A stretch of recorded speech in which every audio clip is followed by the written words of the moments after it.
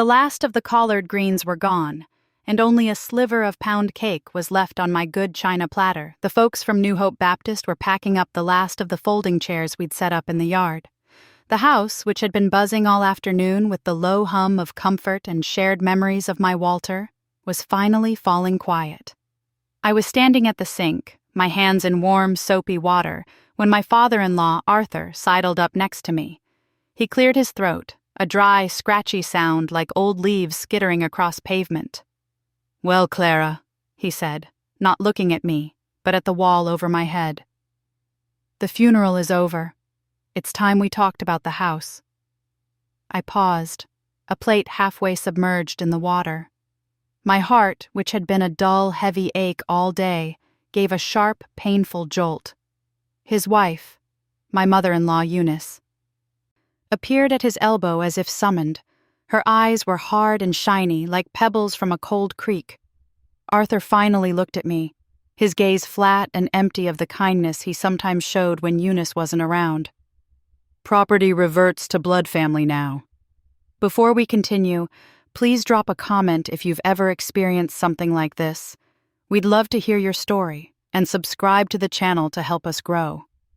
The words just hung there in my quiet kitchen. Reverts to blood family. Like my 45 years of marriage to his son were nothing. Like the home Walter and I had built, board by board and dream by dream, was just some temporary stop for me. Like my grandbabies, Amari and Zola, sleeping exhausted in their rooms down the hall, weren't Walter's blood. The soapy water turned cold against my skin. Eunice just watched me, a tiny, satisfied smile playing on her lips. She had been waiting for this moment. I could see it. She had been waiting years for it. The whole day had been a blur of sorrow. The morning service at New Hope was beautiful in a heartbreaking sort of way. The choir sang "His Eye is on the Sparrow," my Walter's favorite hymn, and Sister Hattie, who had a voice that could make angels weep, sang it so powerfully I thought the stained glass windows might shatter. I sat in the front pew, squeezed between my two grandchildren, Amari, who is 12 and trying so hard to be the brave one, and 8-year-old Zola, who had cried herself to sleep on my shoulder. When the honor guard from the army folded the flag, their movements were so sharp and perfect. They presented it to me, a tight, perfect triangle of stars and stripes. "On behalf of the President of the United States Army, and a grateful nation, please accept this flag as a symbol of our appreciation for your husband's honorable and faithful service." The young soldier's voice was steady, but his eyes were full of a deep, respectful sadness. Holding that flag, I felt the full weight of my life with Walter. Our meeting when he was a young man in uniform, his proposals written on thin blue airmail paper from overseas, the day he came home for good, the life we built. That flag was everything. It was our sacrifice, our love, our history. In the limousine on the way back from the cemetery, Eunice had started in. "That was a very expensive-looking casket, Clara," she'd said, picking a piece of lint off her black dress. "I hope Walter had his affairs in order. Funerals can drain an estate." I just stared out the window at the passing city. "Walter and I had everything in order, Eunice." "Humph," she'd grunted. Arthur had just stared straight ahead, his jaw tight. Her son, my brother-in-law Jerome, was in the front seat, tapping away on his phone, probably calculating. He was his mother's child, through and through. Our home was a sanctuary when we arrived. The ladies from the Church Missionary Society had taken over. The scent of fried chicken, baked macaroni and cheese, and sweet potato pies filled every room. It was the smell of love. It was the smell of community. Friends and neighbors filled my living room and spilled out onto the porch, sharing stories about Walter. How he'd fixed Deacon Williams's roof for free. How he'd taught half the boys in the neighborhood how to fish. How he always had a smile and a good word for everyone. Each story was a balm on my raw heart. But my in-laws, they held court in a corner of the dining room. They didn't mingle. They huddled. whispering among themselves, casting glances around my house like they were appraisers. I saw Jerome walk into my husband's study and then come out a minute later. He'd probably been eyeing Walter's antique desk. At one point, little Zola ran up to me, her face crumpled. "Grandma," she whispered, tugging on my dress. "Auntie Eunice said this house is too big for just us now." I had knelt down and wrapped my arms around her. "Don't you listen to a word of that, baby," I'd murmured into her hair. "This is our home. Your granddaddy built this house for us. For you." I looked over Zola's head and my eyes met Eunice's across the crowded room. She gave me a cold, challenging stare. It was a declaration of war, right there over the potato salad and chicken wings. I knew then that the funeral was just the beginning. The real battle was about to start. And now, here we were. The guests were gone. The quiet of the house was a heavy blanket. Arthur had delivered his cold decree, and Eunice was looking at me like she'd finally won the lottery. I took my hands out of the sink and dried them slowly on my apron. I made myself take a deep breath, trying to push down the grief and let the anger rise. The anger was a fire. It would keep me warm. "Arthur," I said, my voice low and even, a tone I hadn't used in years. "What did you just say to me?" "You heard him," Eunice snapped, stepping forward. "This is a Hayes family property. It was built on Hayes land with money from the family business. Walter may be gone, God rest his soul, but the Hayes legacy remains. And you," she said, looking me up and down with disgust, "are not a Hayes, not by blood." "I was his wife," I said, the words tasting like metal. "This is my home. Our names are on the deed." Eunice let out a short, ugly laugh. "Deeds can be contested. Walter was a dutiful son. He would want his family home to stay with his family. We'll be generous. We'll give you a week to pack your personal belongings. The furniture, the appliances, all that stays, of course. It's part of the estate." My blood ran hot and then cold. They weren't just trying to take my house. They were trying to erase me, to erase my life with their son. All our shared memories, the chair he always sat in, the porch swing where we drank iced tea on summer evenings, the kitchen where I taught my daughter, their granddaughter, how to bake. They wanted to strip it all away and leave me with nothing. "No," I said. The word was small, but it felt as solid as a rock in my throat. "No?"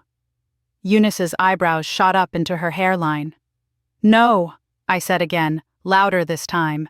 I looked from her face to Arthur's, and then to Jerome, who was now standing in the doorway, smirking. "This is my house. Walter and I bought this land and built this house together. I am not going anywhere. Now, I thank you for coming to pay your respects to my husband. The repast is over. You can see yourselves out." A flicker of surprise crossed Eunice's face. She was used to me being quiet, agreeable. For 45 years, I had kept the peace for Walter's sake. I had bitten my tongue at her insults, smiled through her backhanded compliments, and endured her constant reminders that I wasn't good enough for her perfect son. But Walter was gone now. There was no more peace to keep. "You have no right," Eunice hissed, her voice dropping to a venomous whisper. "You are a guest here who has overstayed her welcome. Arthur, tell her." Arthur just wrung his hands. He was a weak man, always had been, a puppet for his wife's greed. I stood up straighter. I could feel the presence of my grandbabies sleeping down the hall. I was all they had left.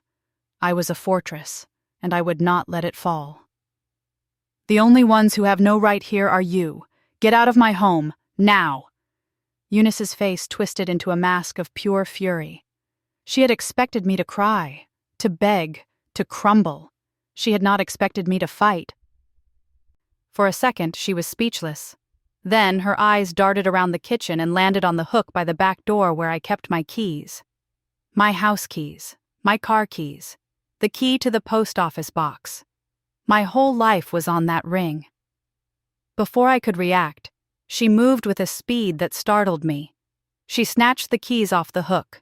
The metallic jingle was the loudest sound I'd ever heard. "You want to be stubborn, Clara? Fine," she spat. She turned and tossed the keys to her son. "Jerome, go to the hardware store first thing in the morning. Buy new locks for every door. If she's not out by noon tomorrow, we'll call the police and have her removed for trespassing."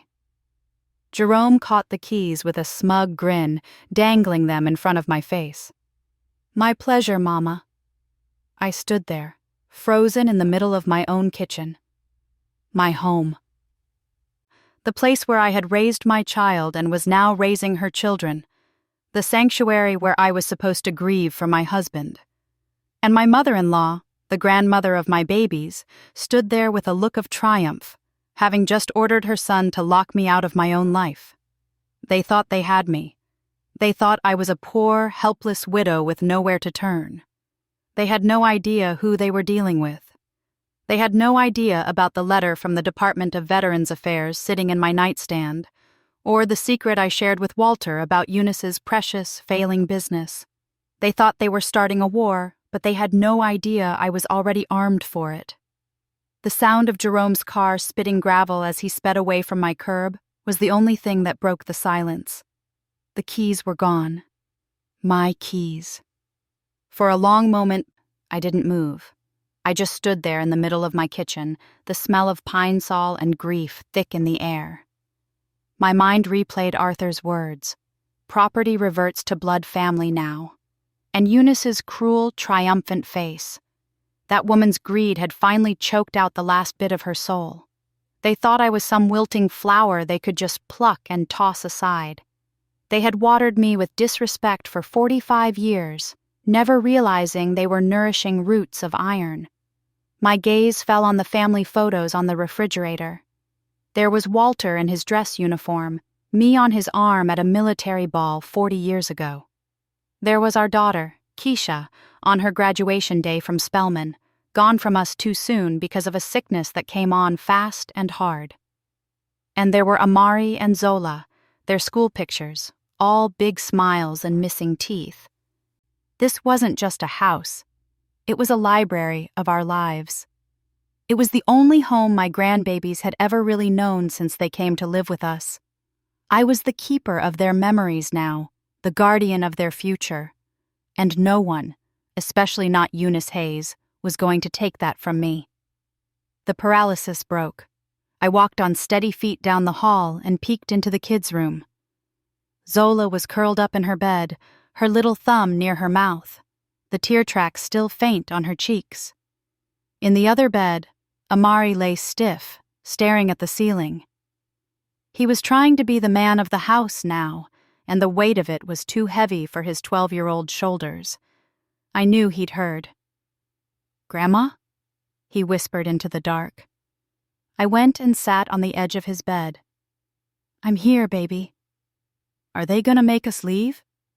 His voice was small, shaky. I smoothed his hair back from his forehead. I looked him right in the eye, letting him see the fire that was burning in mine. "Amari, you listen to me.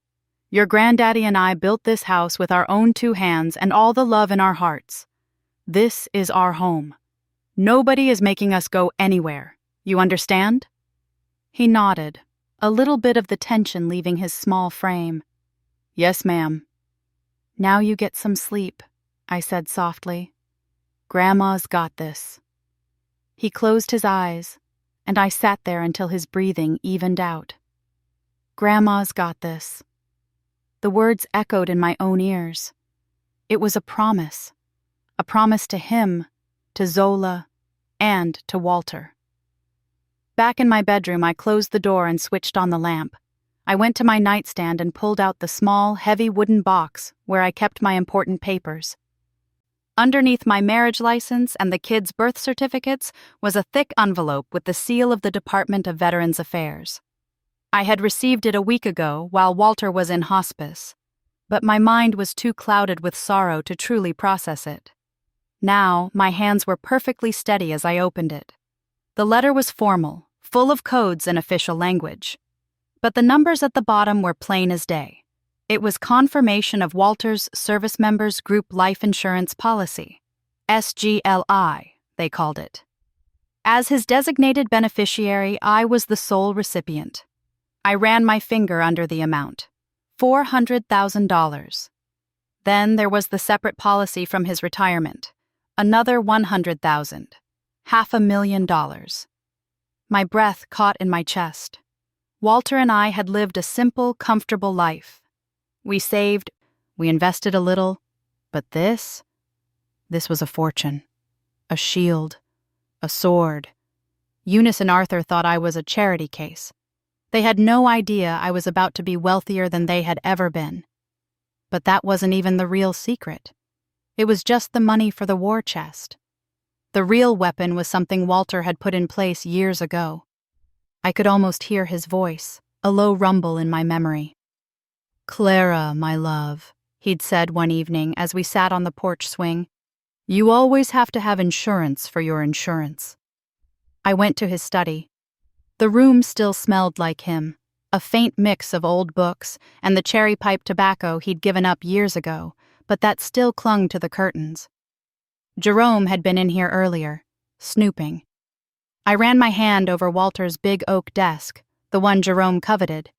It was locked, and Jerome had my keys. But Walter was a soldier. He always had a backup plan. I knelt down and felt along the underside of the desk, just where he'd showed me.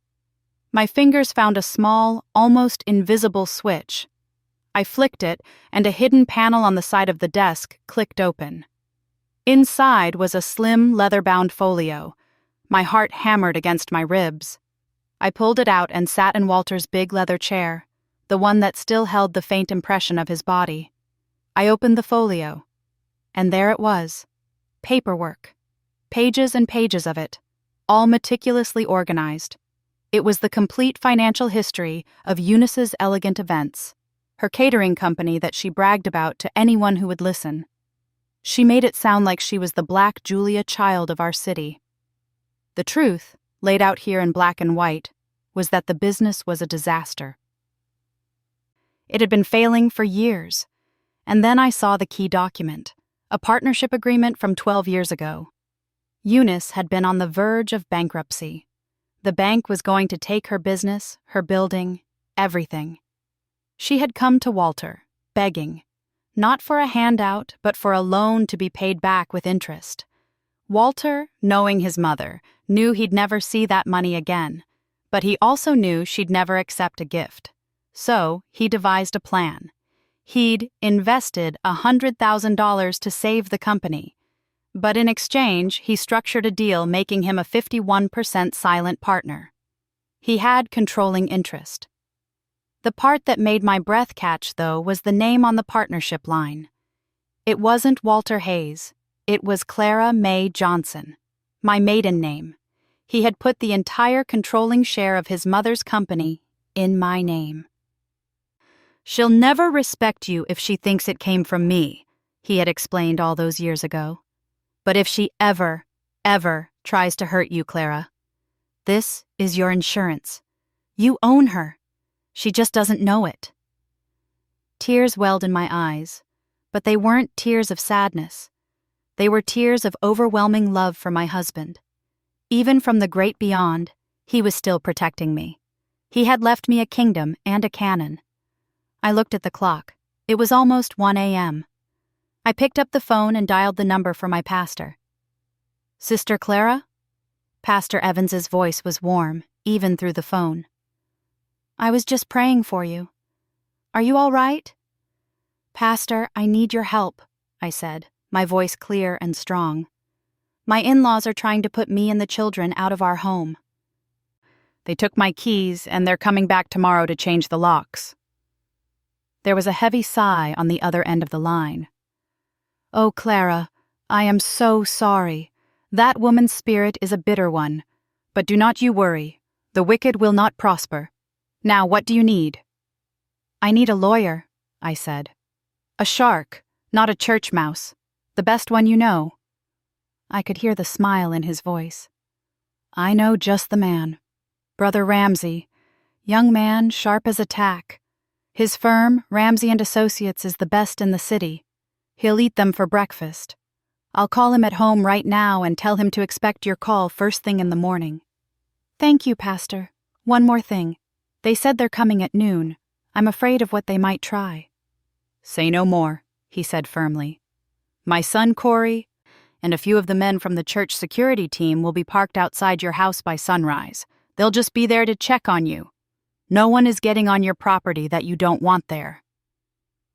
When I hung up the phone, the house felt different. It was no longer a house under siege. It was a fortress. And its queen was ready for battle. I spent the rest of the night making copies of every single page in that folio. The sun rose, painting the sky in shades of orange and pink. Just as Pastor Evans promised, a discreet car was parked across the street. I made the children pancakes, keeping my demeanor bright and calm for their sake. I called Brother Ramsey, the lawyer, at 8:01 a.m. His voice was all business, but underneath it was a current of righteous indignation at what was happening. He told me not to say a word to my in-laws, and that he would be at my house by 11:30. At 11:45, a shiny black sedan pulled up behind my own car in the driveway. A tall, impeccably dressed young black man got out. Brother Ramsey. He was younger than I expected, but his eyes held a reassuring confidence. We sat at my dining room table, the folio of documents spread between us. As he looked them over, his eyebrows kept climbing higher and higher. "Ma'am," he said, looking up at me with a slow, impressed smile, "your husband was a very, very smart man. This is airtight. They don't have a leg to stand on with the house, and as for the business, well, let's just say Mrs. Eunice Hayes is about to have a very bad day." Right on cue, at 12:05 p.m., Eunice's gaudy Cadillac came screeching to a halt at the curb. Jerome's beat-up sedan followed. They got out, along with a nervous-looking man holding a toolbox. The locksmith. Eunice marched up my walkway like she was General Patton, a smug, vicious look on her face. She stopped short when she saw me sitting calmly on my porch swing, sipping a glass of sweet tea. Then she saw Brother Ramsey, standing tall in his suit in my doorway. Her face faltered for a second. "Clara, what is this?" she demanded, gesturing to Ramsey. "Who is he?" "Eunice," I said, my voice as sweet as the tea in my glass. "This is Brother Ramsey, my attorney, and you are on my property." Jerome sneered. He dangled my old keys in front of his face. "Not for long, old woman. This is a Hayes house now. We're changing the locks." He started to shove past Ramsey to get to the door. Before he could take a second step, a calm, authoritative voice cut through the air. "I wouldn't do that if I were you, son." We all turned. One of the men from the church security team, a large, gentle giant named Earl, who was also an off-duty police officer, was walking up the driveway. He wasn't in uniform, but he had an air of authority you couldn't mistake. Jerome froze, his hand on the doorknob. Eunice's face went from smug to furious to a pasty, shocked white. She stared from me, to my lawyer, to the off-duty cop standing on my lawn. She had come expecting to kick a dog. She found a lioness, flanked by her pride. I took a slow sip of my tea and smiled, letting her see it. "Eunice," I said, my voice soft but carrying all the way to the curb. "I think you and I need to have a little chat. About your business." Eunice stared at me, her mouth slightly agape. The words "your business" hung in the humid midday air between us, confusing her. She glanced at my lawyer, then at Earl, who stood with his arms crossed, a mountain of calm disapproval. Her brain, so quick to calculate greed, was slow to process a threat it couldn't see. She tried to regain her footing, puffing up her chest. "My business is none of your business, Clara," she snapped, her voice a little too high. "We're here to take possession of our family property. This man," she said, waving a dismissive hand at Brother Ramsey, "has no standing here, and you can't have the police stop us from entering our own home." Brother Ramsey took a step forward, his smile gone, replaced by a look of stone-cold seriousness. "Ma'am, for your own legal protection, I would advise you to stop talking. First, you are not entering this home. This is the primary residence of my client, Mrs. Clara Hayes, and her 2 minor grandchildren. What you and your son are attempting is an illegal eviction. My associate over there," he nodded toward Earl, "is a witness. If you attempt to enter this property without a court order, which you will not get, you will be arrested." Jerome, who had been simmering by the locksmith's side, finally boiled over. "You can't tell us what to do. My daddy's name is on the original deed to this land." "Your father may have owned the land 30 years ago," Ramsay countered smoothly, "but he sold it to his son and daughter-in-law. It was legally purchased. I have a copy of the title right here. The property is in the name of Walter Hayes and Clara Hayes, as joint tenants with right of survivorship. That means upon Mr. Hayes's passing, this house and this land became the sole, undisputed property of his widow. It is hers, entirely. You have as much legal claim to this house as you do to the White House. Now, I suggest you and your locksmith get back in your cars and leave."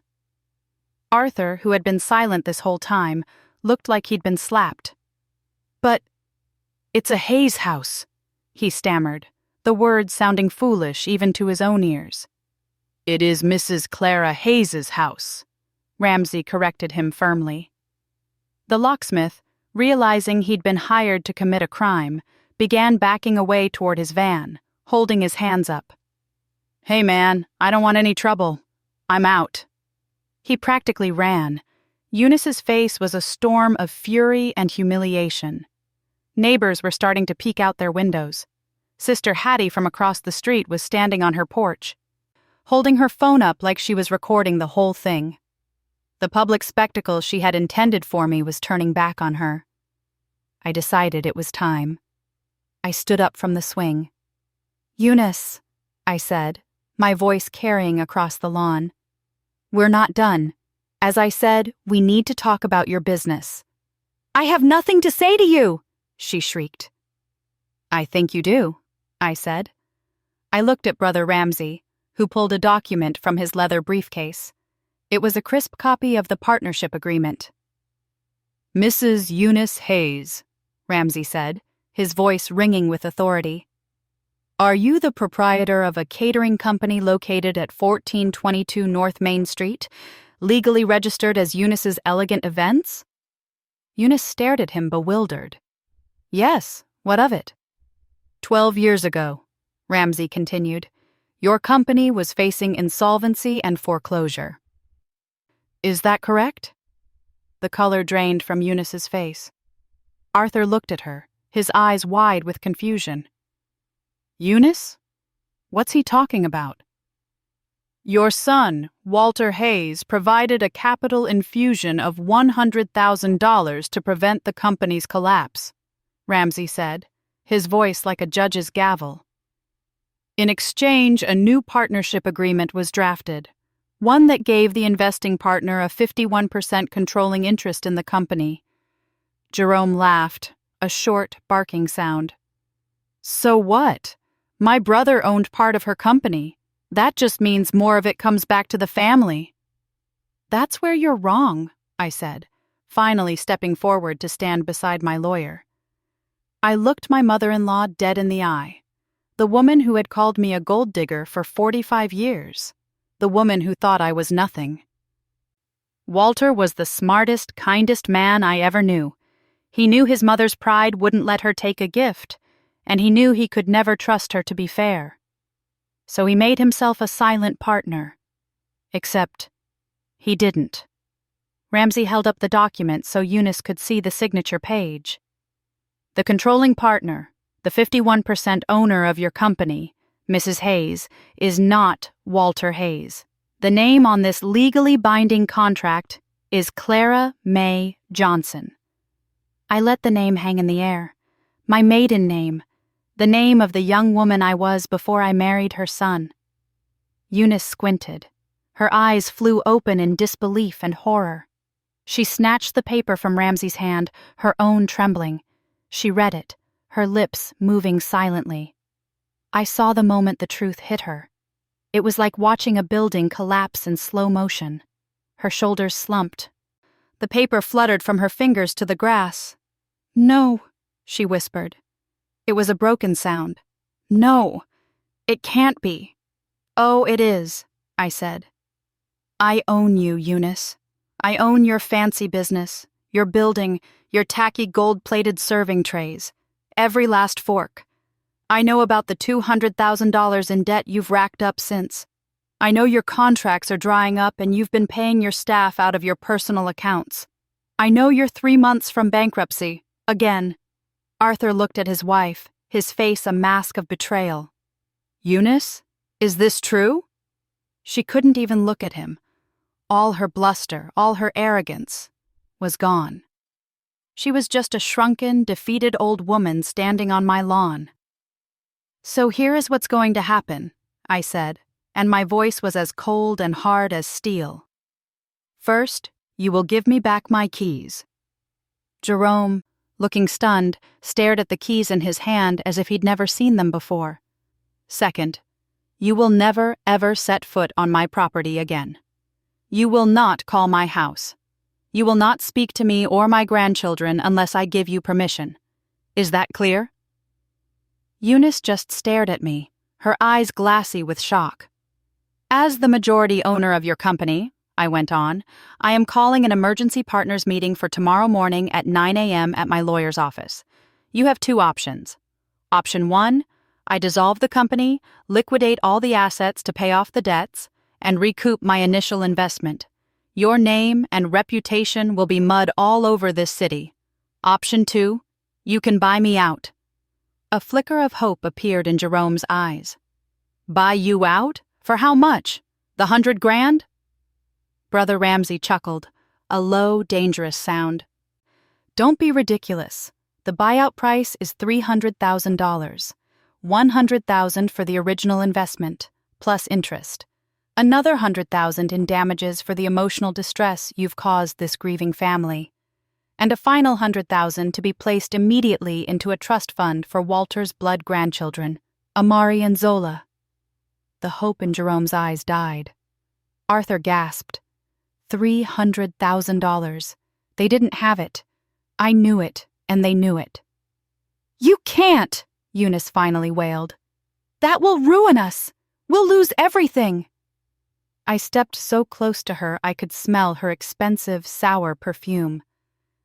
"You came to my home, the day I buried my husband, your son," I whispered, my voice shaking with a rage I had held in for a lifetime. "You tried to throw me and your own grandchildren out on the street. You wanted to leave me with nothing. You wanted to ruin me. Well, you reap what you sow, Eunice. This is your harvest." She crumpled. All the fight went out of her, and she just stood there, weeping. Not tears of grief, but tears of bitter, selfish defeat. Jerome, in a final act of pathetic defiance, threw my keys onto the grass. "You'll regret this, old woman," he spat, before grabbing his mother's arm and dragging her toward the car. Arthur stumbled after them, a broken man. I watched them drive away, their shiny Cadillac of arrogance replaced by a jalopy of shame. I bent down and picked up my keys from the lawn. The metal was cool in my hand. I walked up my steps, past my lawyer and my protector. I put my key in the lock of my front door. It slid in perfectly. The click of the tumbler turning was the most beautiful sound in the world. It was the sound of safety, the sound of justice, the sound of peace. I stepped inside my home and closed the door on the wreckage I had made of my enemies. I was home, and I was free. Thanks for listening. Don't forget to subscribe and feel free to share your story in the comments. Your voice matters.